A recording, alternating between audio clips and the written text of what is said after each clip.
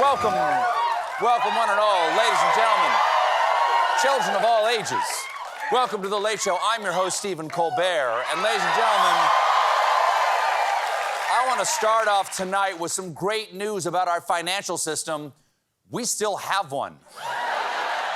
Over the weekend, there were some doubts thanks to the rapid implosion of Silicon Valley Bank, which last week collapsed after losing all of its money in just 48 hours. I don't see how a bank could lose all their money that fast. Why don't they just attach the money to those chains they put on the pens? Then they can't. It's pretty bad. It's pretty bad when the very first time you ever hear of a bank is when they're going out of business. But should have seen it coming from their slogan, Silicon Valley Bank, we will be missed. Here's the thing about Silicon Valley Bank, and one of the reasons maybe you hadn't heard about it, it's not what we think of as sort of a normal bank. They didn't have a lot of small depositors. They had a lot of tech startups with large amounts of cash that the startups needed to transfer someplace until they withdrew it later, meaning the SVB was sort of like a Venmo for Dropbox, or no, it was like a TaskRabbit for PayPal. No, it was like a Grindr for Grubhub. Whatever.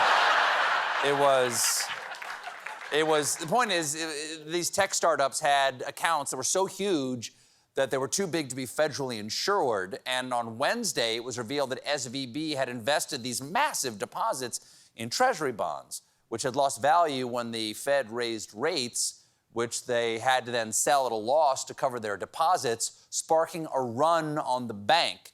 And I'm being told we have footage of what a run on a bank for tech startups looks like. You're thinking of this place all wrong. As if I had the money back in a safe. The money's not here. Your money's in a smartwatch for dogs. And yours is in an energy drink for ghosts. With over $200 billion in assets, this is the second largest bank failure in U.S. history since the collapse of Washington Mutual in 2008. It's 2008 all over again, baby. Banks are collapsing, flip phones are back, and Hillary Clinton's got the nomination locked up. But there's no way Obama's gonna take it. Hussein, come on, Hussein.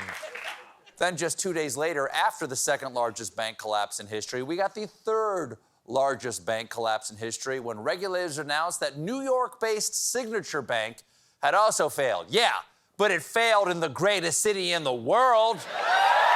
If you can't make it here, you can't make it anywhere. Now, don't you worry, guys. New York is the land of opportunity. You just grab yourself an Elmo head, head out to Times Square, and you shake your furry money makers. We'll be back on top in no time.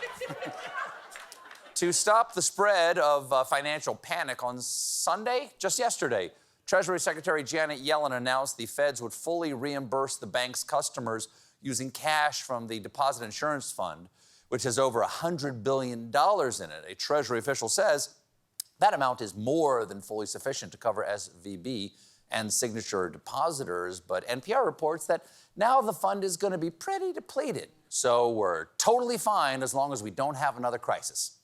It's like the fire extinguisher says, in case of emergency, tough luck, you used this last year, make your peace with God. And the flames are your friends now. Oh, no. In addition, federal officials are auctioning off Silicon Valley Bank, and they are pulling out all the stops at the auction. They even got one of those inflatable Janet Yellens. President, she looks good. That looks good. President Biden addressed the crisis this morning. Every American should feel confident that their deposits will be there. Your deposits are safe. Americans can have confidence that the banking system is safe. The bottom line is this: Americans can rest assured that our banking system is safe. Not as comforting as he imagines. No one wants an unexpected call from the babysitter that goes, "The kids are safe." You can have total confidence that the kids are safe. Rest assured, your kids are safe. The bottom line is this: all kids have all fingers, and the toaster oven is nowhere near the bathtub. All Americans should know. Because also a little unsettling, Biden gave this speech at 9 a.m. Presidents never speak that early. Biden speaking at 9 a.m. is like your parents calling you at 9 a.m. Oh, God. Either somebody's dead or the internet is down. I'm gonna have to fly to Ohio to press a reset button. Speaking of failures, we have an update on Mike Pence. Seen here. Wow.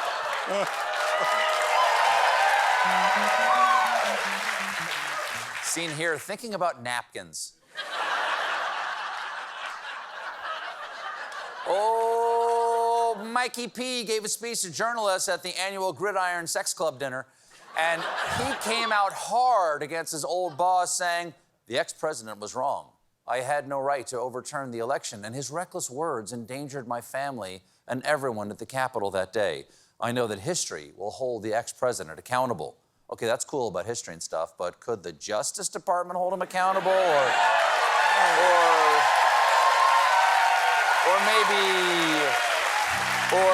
the Manhattan District Attorney, or the Baskin-Robbins Birthday Club? Anyone alive now? Because Mike Pence isn't gonna do jack squat to help. Just last week, he asked a judge to block the special counsel's subpoena for his January 6th testimony, arguing that serving as the former president of the Senate essentially makes him a member of the legislative branch. Okay, technically kind of true, but barely. That makes as much sense as saying, for your information, I'm a member of the United Mileage Plus, so legally I'm allowed to land the 747. Give me the keys. There are no keys? Okay.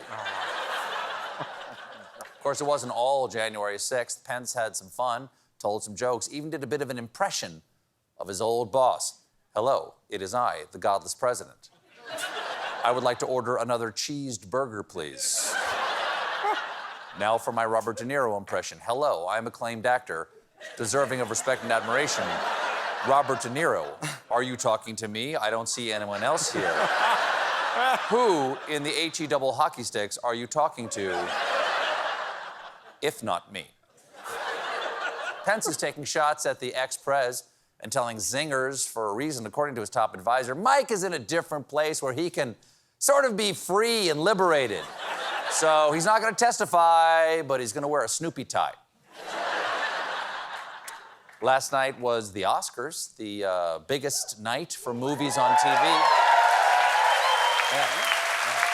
It's TV's biggest night for movies other than when TBS airs Four Weddings and a Funeral.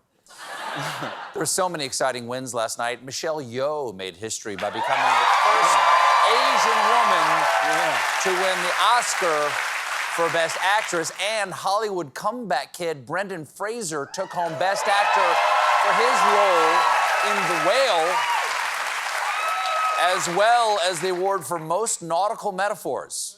I'm grateful to Darren Aronofsky for throwing me a creative lifeline and hauling me aboard the good ship The Whale that was written by Samuel D. Hunter, who is our lighthouse. Gentlemen, you laid your whale-sized hearts bare.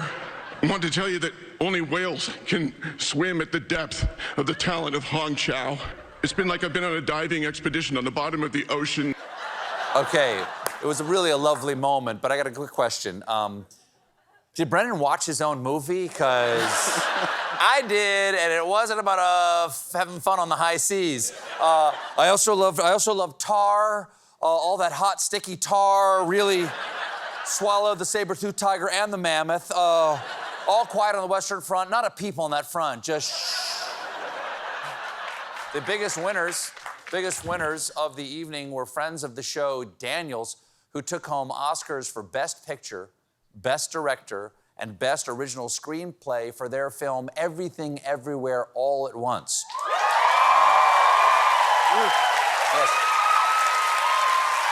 Beautiful film. Absolutely beautiful film. Everything Everywhere All at Once, or as your parents call it, We Were Confused. We got a great show for you tonight. My guests are Christina Ricci and former White House Press Secretary Jen Psaki. But when we come back,